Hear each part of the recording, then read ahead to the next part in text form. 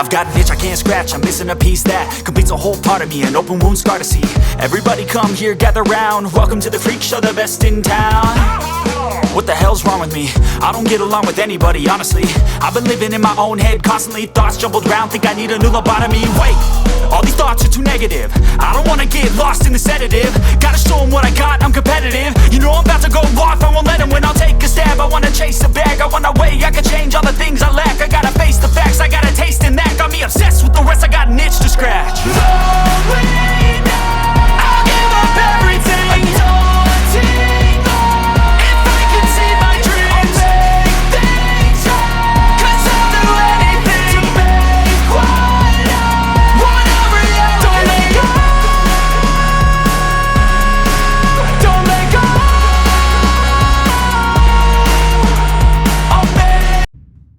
What's going on, y'all? Welcome back to My RP Life. I'm your host, Juan, and I got a special guest on today.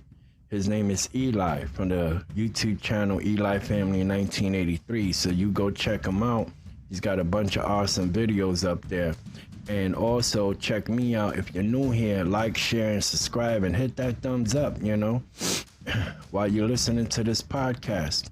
So just to let all my subscribers know and everyone who wanders upon this video, it's not going to be much on the screen because this is called podcasting. This is not video podcasting. So, and plus I'm blind. But anyways, we got this special guest on, bro of mine, Eli. What's going on, Eli? Hey, what's going on, Juan? How you doing?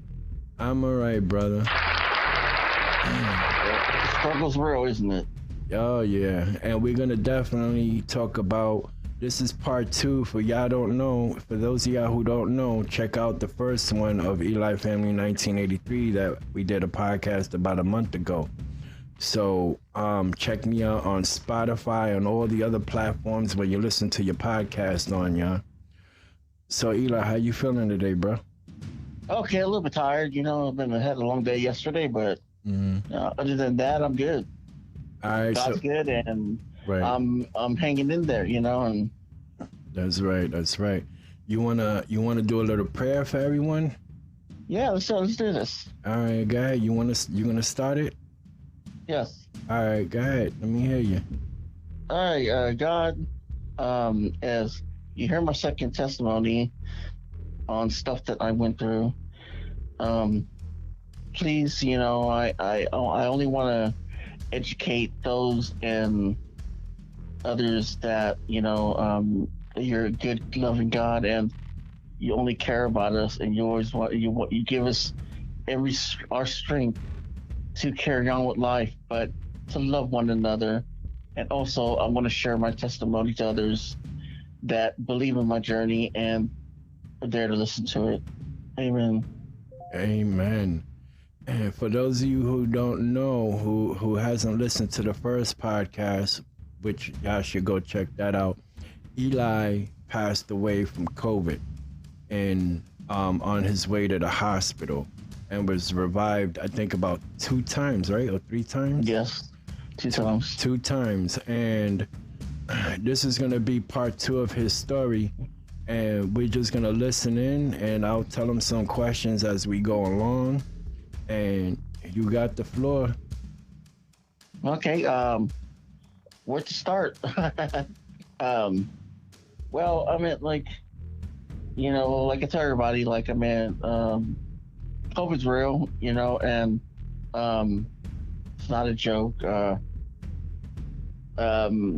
Like y'all guys know, I came down with COVID. I ended up in the hospital, Mm-hmm. and I was in there for a month, and so I didn't know what was going on.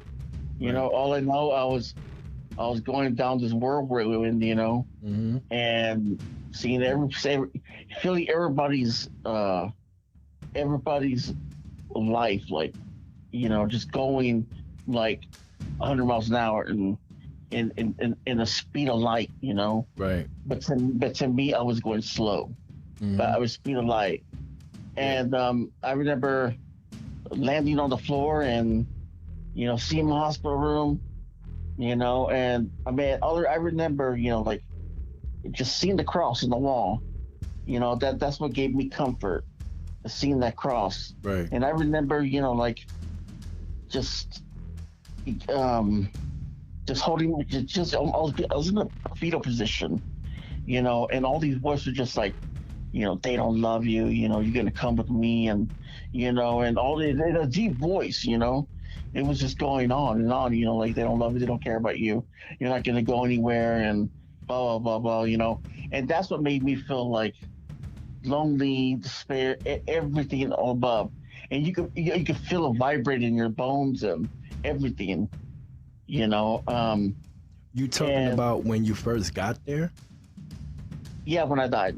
Oh, okay. Yeah, this is when I died. Right. Like, because you think about it, I mean, when you die, you forget about everything that happened. Right. To you, it's like a new reality. It's like you sitting there right now. That's your reality, because that's what you're born for and born to do, Right. is being you.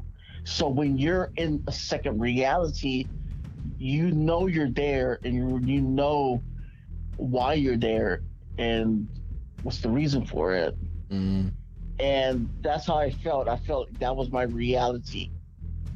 All right. So with that reality that you was going through when you died before being revived, and these are the things that you was going through, my thing is that that was purgatory, like you told me in the last interview. And in the beginning of that, so you was basically seeing everybody else's, like, things that they went through without you even knowing who these people are. Yeah. Okay. Oh, I could feel them. I mean, I didn't even have to talk. I mean, I could see what they were about. Right. What they did in their life. Right. You were seeing what they done in their life. But my thing also too is, were you able to experience how do I say this? Like anything about yourself, like, like something like God is saying to you or showing you, hey Eli, don't do this because this is what's gonna happen, or hey Eli, help this person out, or I'm sending you these signs so that you can see not only these people's like images and whatever, but also images for yourself. To me, it was more like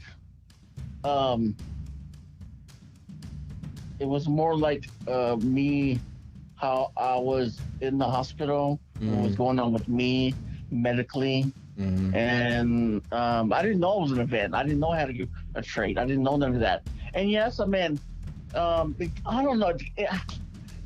I mean, to me, I was just being tortured.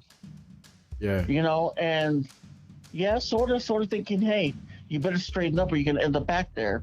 But what I don't understand is what made me deserve what I went through and it feels like I'm being abused basically by my loved ones. Mm-hmm. I mean, that's what I don't get, is that how I'm being treated in life, I'm gonna get that when I die, or is it just me telling? If that's God telling me, when you come back, don't let them do that to you. Mm-hmm. And if they want to treat you like that, you need to depart from them, because when you get back, there's a better life for you when you get back. Right. That's basically family. Family comes first. Right. Not your own family. Your own family deserted you. They took from you. Mm-hmm. They fed off of you. Everything. I was like, that's what he meant to me.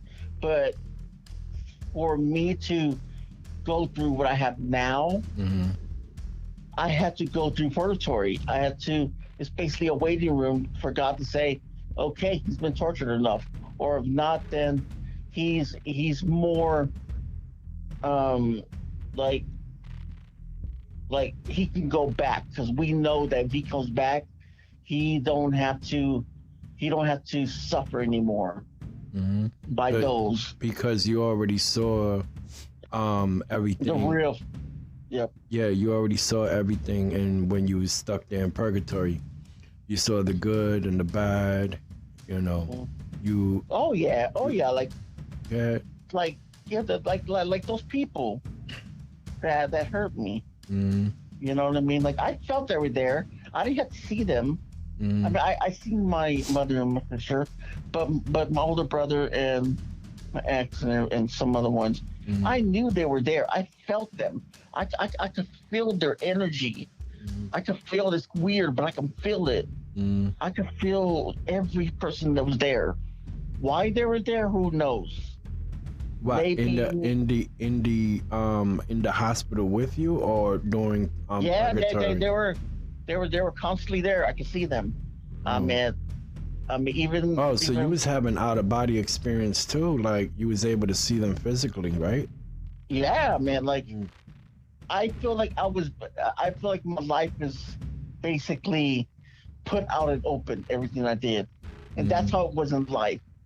Like, I told my mom something, she'll go run to everybody, and I'm just in like a window to them, and Yeah. they're seeing me, like how I live. That's how they get their enjoyment by putting me on spotlight, Mm, basically. mm, And I remember seeing a filing cabinet with me and my daughter's name on there, and 2 wooded boxes, mm, and it had our names. And to me, that was the story of my life that was being broadcasted negativity about me, mm, because I had hurt my mother for some reason emotionally, but to me, I was just living my life. mm. She felt offended every time I did something. Even if I felt happy, she would tear me down. Even in death, she would tear me down. Wow. Mm, And I feel like those demons that she has is tormenting me down there. I know. I mean, there was some good things down there too. Not Yeah, down now, but but there was good things God showed me, but then there was negative things. yeah, so I know that must have really messed you up when you're like, damn, I can't even trust my own mama, and I'm seeing this stuff over here being in purgatory and all of this. Yeah, and you know what? Like, I mean, just being just ridiculed. You know what I mean? Like, I Mhm. remember one time I was sitting. Well, when I was gone, I remember laying there. They're putting like stickers on me and everything, like mask and everything, Mm, because they got caught out by doing something bad. mm, I mean, like, and I'm just like, I called out to God. I said, God, I want that glass of water, God. I want to be purified. mhm, I want everybody to see me, and all my brothers to see me, that I matter in this lifetime. I matter. I'm washed by your blood. I'm washed. mhm, And even when I woke up, I wanted that water, Juan. mhm. I wanted that clean water from God. I was thirsty, Juan. My mouth dried because I wanted to go out there and to tell everybody that, God is good. That if you just drink his water, he'll purify you.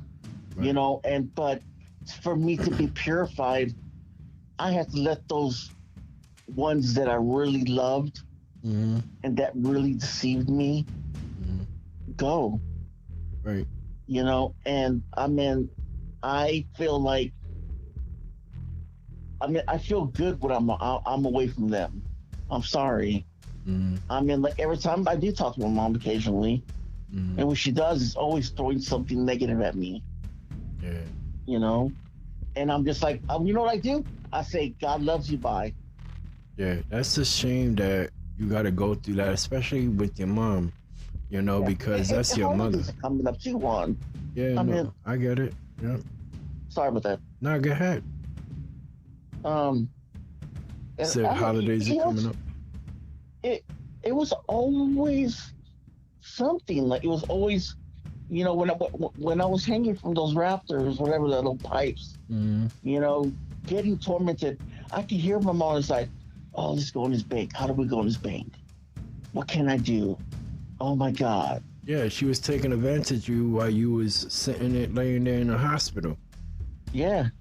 And that's a shame coming from a mother, Yeah. because Because a mother's not supposed to be like that. See, I don't know how many people know this, but a woman that bears children, and even a woman who doesn't bear children, a woman is closer to God than man. You know what I mean? Some people don't believe that. Some people do believe it, but a woman is the closest thing to God. Because if you think about it, God created us, right? Yes. All right. And what does women do? Women create children. Even though they need the man, the semen, but who's the one that gives the birth? Not the man, the woman. You know what I mean? Just like when in the Bible, when Mary went to, I forgot where it was at, and I think it's somewhere in Jerusalem, but she had a baby Jesus, remember? Yeah. So that's a creator right there. So they're close. They're supposed to be the closest to God. And the reason why I'm saying that, for your mom to do what she does, and I'm not trying to talk bad about you because that's your mama, but she's supposed to be the closest to God. Yeah. She's supposed to be loving. Like, I know you and your mom are close. Your mom, she's the queen. Yeah. I love my mom, Juan. Don't get me wrong. She's my mom. I'm sorry the way she is, but she's always gonna be my mom, Juan. Yeah, exactly. Yeah, I know. I'll answer her call. I'll talk to her. But once she starts talking negative, I gotta go. But I love you. Yeah, of course. That's your mama. Yeah, always. So don't get me wrong. Because everybody has a mama out there. Everybody loves them. No matter, like I was talking to my fiance this morning. I said, wow. I bet you're thinking, this amazing guy came out of your mom. I'm glad you like him. You know what I mean? Like, I'm just like, well, I follow God's rules. I follow, love for my family and everything else. So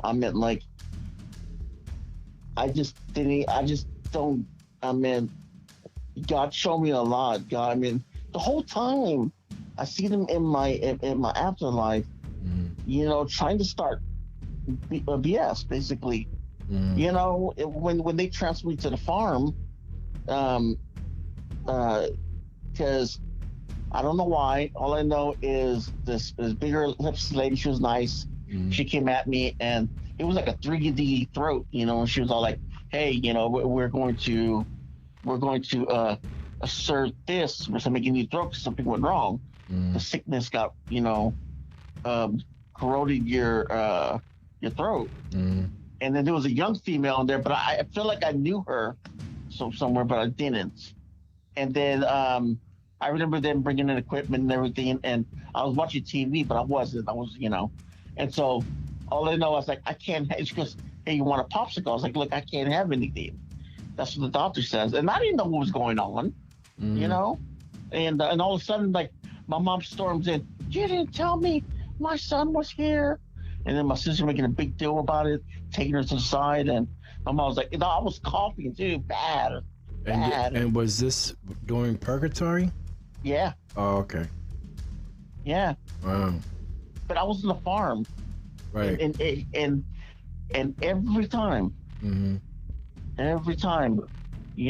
they want to change me, dude, just throw me this big old metal table in the farm, and I would see horse manure there, like in bags, like they had bags with feed and everything, and I would see like them working outside, like with the plowers, where they work outside to get the corn in and the wheat and everything, and to me it feels like if people at the hospital didn't get enough hours, they would go work for them little jobs, and I could feel the heat coming from inside. Mm-hmm. I mean, it was just a weird experience, man. You know, like it just felt like, why was I being tormented? Why were they there? But man, You just didn't know. I don't know. Mm-hmm. Maybe it's just I know that God is showing me, like, stay away from these people because they're gonna make your life miserable. Mm-hmm. Was okay, because I remember, I think we spoke about this before, but we didn't get too much into detail. Like when you were sitting at a table and there was food there and they were making you want to eat and you wouldn't want to eat, right? So is that because if you would have took that first bite, would that have meant that you would have stood there? And was it like did it look like real food, or did it look like, you know, some demonic stuff, like, you know, bugs or snakes or something? I don't think it was real food, because to me, God wouldn't let me see it.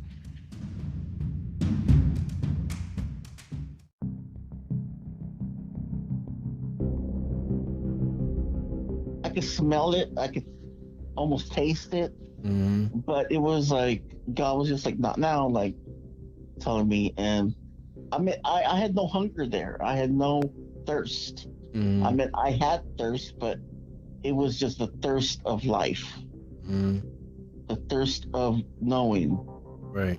not knowing.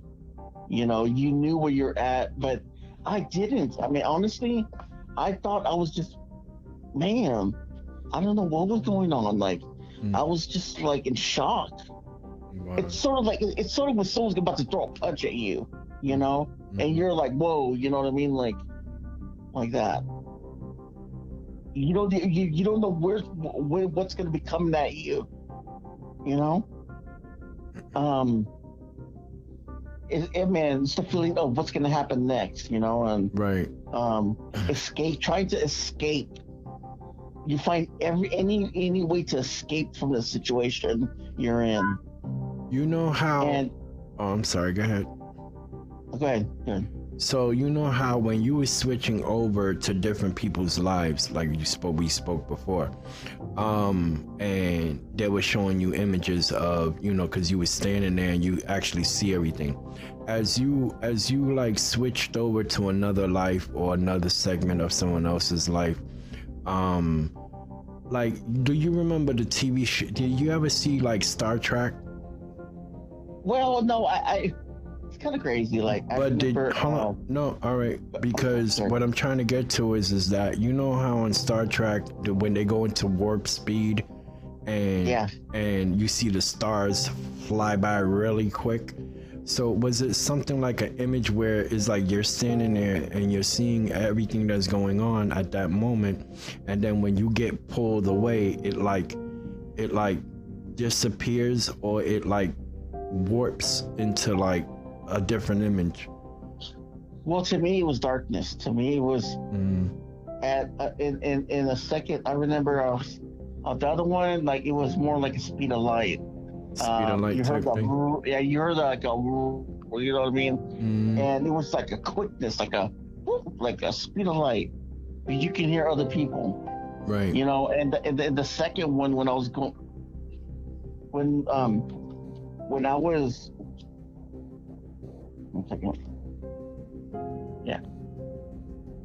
I'm sorry. Mm-hmm. When I was going down the second one, when I was going back to the 1800s, like, I remember going down, all I see is dirt. It was really small, void. It was just going dirt, going down like that, and then going back up after talking to those three individuals that were putting sand in bags. And were you able to see more of images and things about yourself instead of like No. other people's lives? No, mainly those were quick images of them, and what those what it was really about, like, you know. Like sort of like I was seeing a little bit of glimpses of their life and me being them. Then what because when you die, you forget about everything. You forget about how you died. You forget everything. Mm-hmm. You know, but you see yourself. You're injured. You'll see yourself in the hospital. You'll see yourself. So my thing is too now, right? Because they brought you back, they revived you like 2 to 3 times, right? Mm-hmm. So now you're back, and now, did you wake up right away, or did you were you stuck in like in a coma? Well, I woke up and doctor's just like, "Do you hear me? Do you hear me?" You know, because at first I had a trait. At 3, they're plastic-looking traits, you know, in me, you know, and it's kind of weird. Like when, I woke up, you know, and they're like, "Well, you can't talk because you got 3 little things in your throat," you know, and I was just like, okay, you know, I did some signal, I don't know what I made. I was like, hey, what's going on, you know?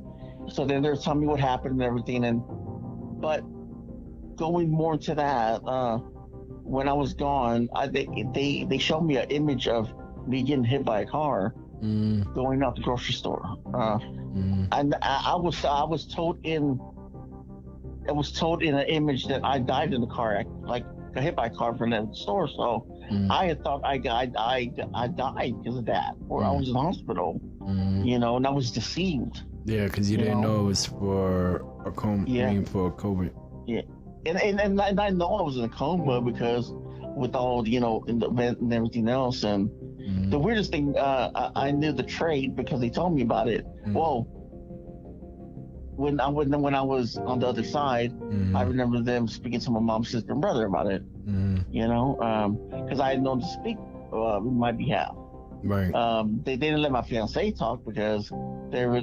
My mom's more like, you know, more like a, you know, well, I'm here, and you know, like sort of like, I don't know. She's sort of like, to me, it was more like, you know, that's my son, and you're nothing to him. You know, basically. So she's just a greedy person.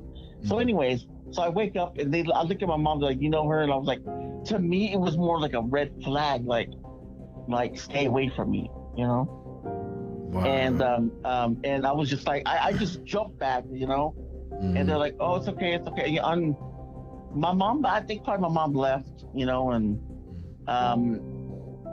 you know, my mom left and they seen me from outside and everything else. And they're saying that I might have psychosis and some brain fog and whatever. But I'm not. But I'm okay. But that's what he said. And that was when you woke up, you mean? Yeah. Oh, okay. Oh, I was still in the delirium, by the way. You know. Yeah, of course, because you're just getting up. Yeah, I mean, I was aware that I woke up. I was aware of my surroundings. You know, I just wanted to know what happened to me. But when you first woke up, did you think to yourself, you was like, am I really up, or am I still stuck over there? No.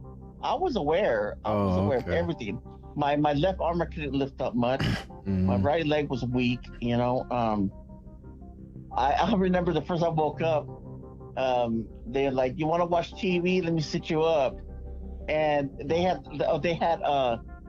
like going back to Star Trek stuff, but that it was just like a quick void, right? You know what I mean? It wasn't all these cool lights that people see when they die. You know, every death is experienced. Every death is experienced differently than others. But I remember they're like, it was on like the paranormal channel. I was like, no, I want to watch something funny like cartoons. I thought to myself. And I changed it. I was like, she's like, is this better? I was like, yeah, something funny. You know, and I woke up, then there was one time Skin Rancher was on. I was like, I do not want to watch this. Please change it, you know. I mean, I just went through hell and back, and I do not want to watch that. Yeah, that's crazy that that you just waking up and you went through what you went through, and all of these paranormal stuff is popping up. Yeah, on the TV. All paranormal, all this paranormal shit. Yeah. And I'm just like, right now I'm trying to get better, you know. And I mean, even the light switch is going up and down, you know what I mean? And one of the nurses, I felt this. I came back with the knowing. This nurse came in, right? She was helping me out, and I felt that her daughter died in that room, and she would come in and leave right away, you know. And one time the electricity went out. To me, it did. TV was off and everything. I didn't see no doctors in the hallway at all, at all. I was in the delirium, I think, and so I remember there was a little girl that said, "I'm here," because she felt my loneliness. She felt I was alone. I mean, like it was awful. It was an awful experience. All right, now that you just brung that up, I got a question for you. The other place where you used to live at before where you're at now, remember you said something about there was like a little kid or something that kept like messing with you, or some type of spirit that was messing with you, but I don't know if that was after. Oh, that was before. Or before, yeah. That it kept turning on your TV and stuff.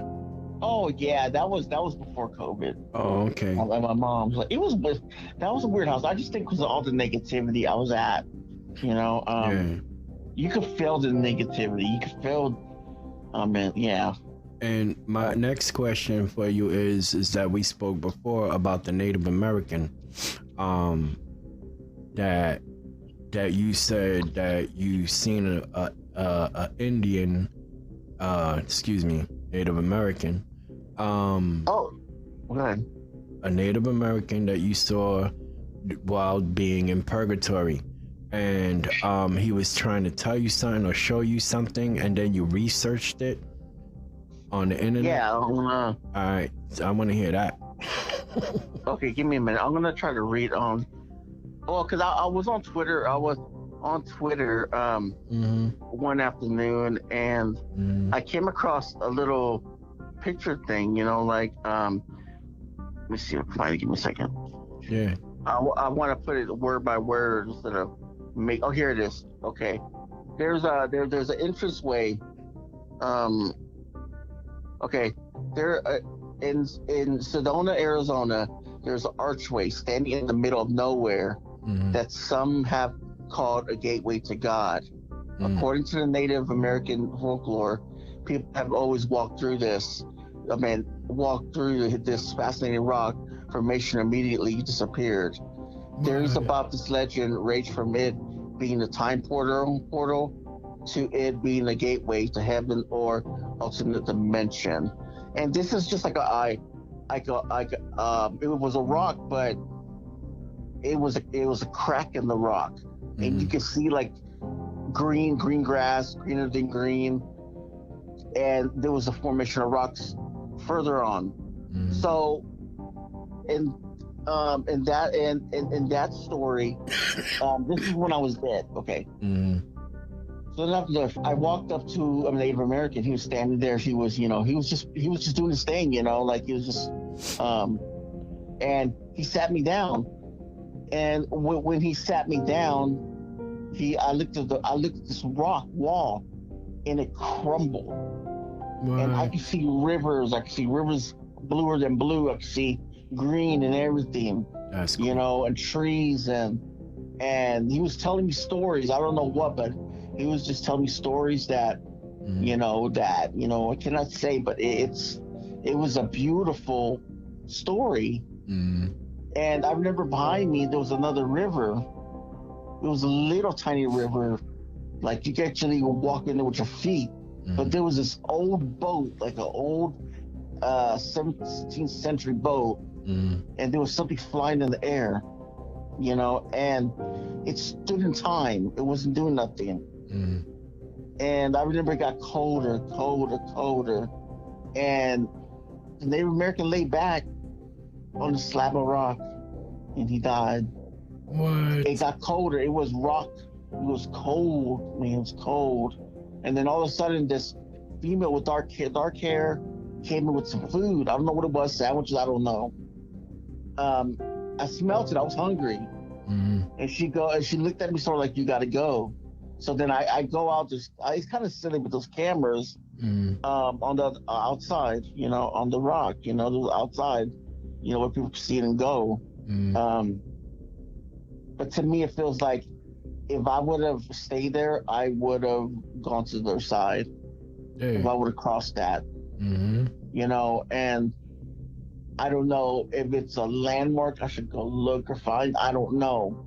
All I know is that, God was there. Yeah, God was there, and He knew that, my heart was pure, and that Native American, I don't know. I mean, my fiance is Native American in her family. One of my friends, Jackson's Native American in her family. I don't know if they were just protecting me or what. And they were. But to me, I had a lot of questions about that too, because I'm just like, wow. So, my fiance has some tapestry on the wall, and it had where that we had a rock, sort of like where he laid on, and it's in my room, and a little river, tiny river, and in the background was just a little forest and everything.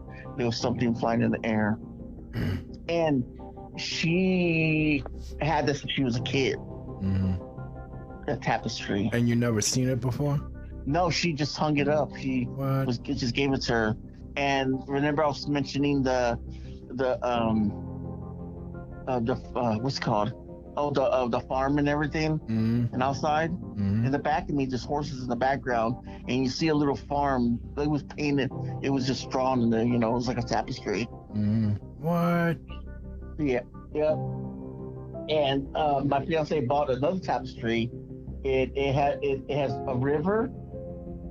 It has rocks. It has mountains, and it has it's dark. It has the moon, and there is a wolf howling up.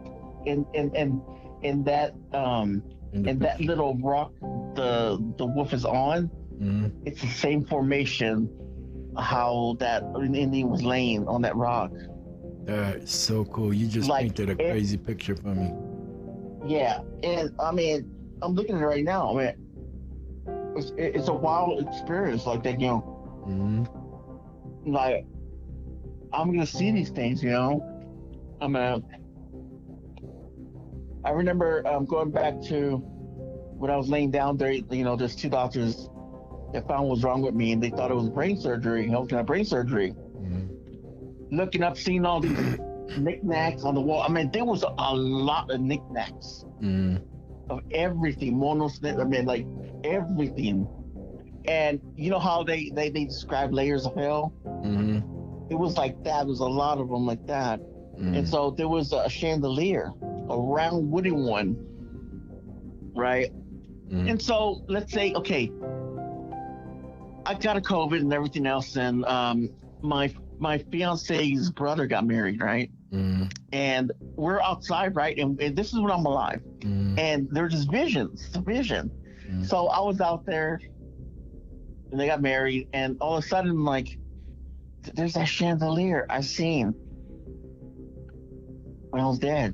And that same chandelier her grandma has in her room. What? Come on. That's wild. And I never seen that chandelier ever in her grandma's room or where her brother got married. Yeah, that's wild.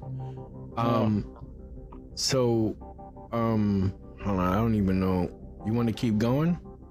Yeah. All right. So my next question for you, because I know this doesn't have to do much with your, what happened to you, but I know you suffer with chronic illness throughout the years. How is like your health doing right now? Well, I'll tell you what happened. I went to a physical therapy place, indoor physical therapy place, after they transferred me to I think it's Luling, and I was there for almost a month. And I mean, at that time I couldn't even get up from the chair. Honestly, like I couldn't get my butt up off the chair to stand up, and if I did, my right leg was weak. And so they got me up and everything. They did a good job. it was crazy. You know, when I was there at the physical therapy place, it's weird because one time I was laying there, and there was this curtain, right? And in the back of my wall, I feel like they're having a party with beer. This is not real. I mean, come on. And this And was, so- and this was after what happened. I woke up and everything. Yeah. This is Okay. when I woke up and everything. Okay. So I got out of the hospital. They transferred me to Luland. It's a physical therapy place. So then I was laying there, and that place felt like it was a church. It used to be a church, and I found out it used to be a school. I think it was a Catholic school, but whatever. So I was laying there and like, you know, to me I could hear my mom's voices out there and everything, talking and everything, but it wasn't real. You know, I mean, it was just other people's voices that sounded like them. So I was laying there, and I was good. I was lucid, man. I mean, God, I was lucid. And then and this must have been a tall person. All I seen is eyes looking at me around the corner, and it was a tall person. What? Yeah, and I mean, I got out of there, and I moved on. I moved around. I moved to a location in San Marcos, and Austin. Dirty place, by the way. Ugh. So, anyways, stood there for a month. I got up where I could walk around and everything on a walker and everything. So I went home. I visited all my doctors and everything, and they told me my right foot, because I have drop foot. You know, where you lift your foot so you don't step on your toes when you walk. Okay, I had that in 2011 after my accident. Okay, car accident. So it got worse.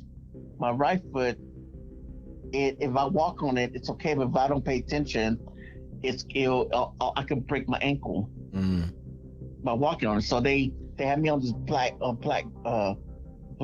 brace, and my other foot's like, it has another brace still, but it's not as bad as this one. Right. You know, so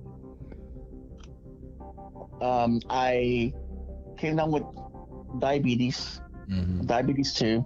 I'd never had it in my life. I'd seen that dietitian. No, was it pediatrician? Podiatrist. It's for feet, you know. Yeah. Just in case they want me to look at it and everything. My toe kind of got like black. No, not black. Kind of like brownish. You know, they cut your toes and everything, make sure everything's good. My balance is actually got improved. My balance a little bit. I still got a little bit forgetfulness with words when I talk. I'm really tired all the time. I'm exhausted, even though if I get out of bed in the morning, it feels like I haven't slept. But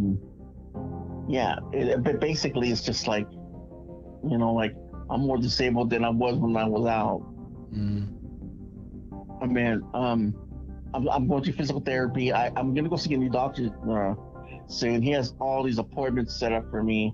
You still get those aches in your legs and stuff? Because I remember years ago when we first started talking, and I was on your live streams, I think a few times you did videos about you at appointments, and I don't know if it was injections for your I for get your them legs. still. Yeah, well, it's for my back. For your back. And legs. You know, Yeah. it shoots down to my thighs. I still get them, but not as bad like I used to.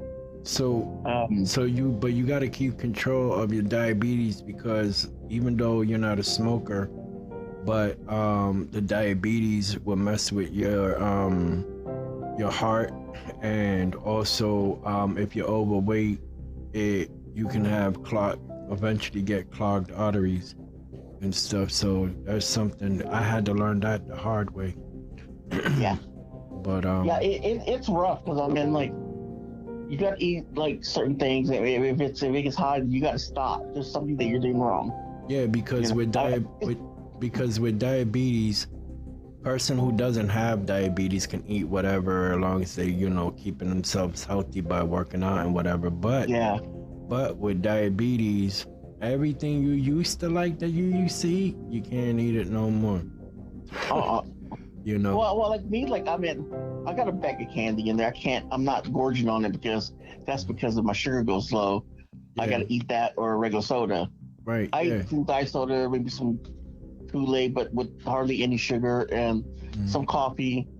Yeah. As long as you don't overdo it, you know, Yeah, and keep track of your A1C and keep track of your type 2 diabetes. Make sure Yeah. the levels are right. yeah. Oh yeah, they sent me something in the mail where I can prick my finger and then send it back to them. They said it's normal range. Yeah, that's So good. That's good. And what other chronic illness you deal with? Like after you woke up and whatever, did they do like a MRI and stuff like that on your head to well, make they sure? did for my lungs and everything. They checked my lungs and it's clear by the luck of God. Mm-hmm. You know, I'm gonna go see heart doctor, but they keep on moving it up. Like I was supposed to have it in October, but they moved it up for January. I'm just like, oh boy, Yeah, keep it. because the doctor's not there. Right. It's like when I walk, I used to walk my right side. It's going to my right leg's gotten stronger, a lot more stronger, I think. Mm-hmm. And it locks up. You know how you walk, relax when you walk. It stays in. It stays locked. What, it Well, clamps up on you and then locks? No, well, yeah, like when I'm laying down, it hurts. Mm-hmm. But they're saying it's compensation, and I'm just like with the leg and everything, and I mean it's horrible. I still go through life, and I'm like, okay, I pay no attention to it. Right. Yeah, like with me, I get body aches, I get the pressure of the neck like I'm about to catch another heart attack. It feels like someone's taking two fingers and pressing it against my jawline underneath my jaw. So Yeah. it's a lot of stuff. I also got to go to appointments too, just in case my fiance's listening to this. Huh? I said, just in case my fiance's listening later on when we're done here and stuff. Yeah. I know I gotta go, baby. Yep, exactly. Mhm. Exactly. That's what fiance said. Like I've been, like when I take my injection and everything, I'm just like, I was just like, oh man. Sometimes I forget to take it, and then like I forget, Mhm. and I mean, like I struggle through that. I've been, like I say, the struggle's real. I mean, like I can't even be on the, can't even be on the heat anymore because it elevates it. I mean, it drops to me. It drops it. Even with stress, it drops it. Mhm. What, your blood pressure you talking about? No, just my sugar. Oh, okay. I don't know, it's weird. But lately it hasn't. So, I mean, I drink a lot of Diet Cokes and waters and. Yeah, just try to keep it down as much as you can. Oh yeah. Because I don't know how much you weigh and whatever, but weight also has to do with it, all of that stuff too. Because the more heavier you weigh, your body has to work more. Yeah. True. It sucks, dude. I mean, I don't give up. But there's times, we got our struggles, Oh yeah. we got our struggles of, like I'm in hurting or I'm this and that, but I mean, things will get better, and I'm just grateful I'm alive, Exactly. God is good, in that aspect, Yeah. But if it wasn't for him, then I wouldn't be here, Right. Oh. All right. So Eli, you got anything else before we go? That's about it, man. I appreciate you having me on. All right, that's cool, brother. Anytime you want to just chit chat or talk some more about, your past life experience, life after death, and all of this, Sure. all of these things, just holler at me, All right, ladies and gentlemen. So that was Eli from the YouTube channel Eli Family 1983. This was his story. This is the part 2. So don't forget, go and subscribe to his channel. He's got a whole bunch of content up there talking about chronic illness and some paranormal stuff of interviews too. But and don't forget, check me out if you're new here. Like, share, and subscribe, y'all. You heard? And you can also follow me on Twitter at MyRPLife1 if you want to follow me on Twitter. So everybody take care. God bless. Eli, thank you again, bro, for being here. And, You're welcome. And I really appreciate you sharing your story and what happened to you in purgatory. And believe me, you know, it opens up people's eyes, even the ones that can't see. Yeah, right. But yeah, so peace out, y'all. God bless. Take care wherever you at around the world. If you're listening to this on your podcast, don't forget, follow me. Peace, y'all. Peace.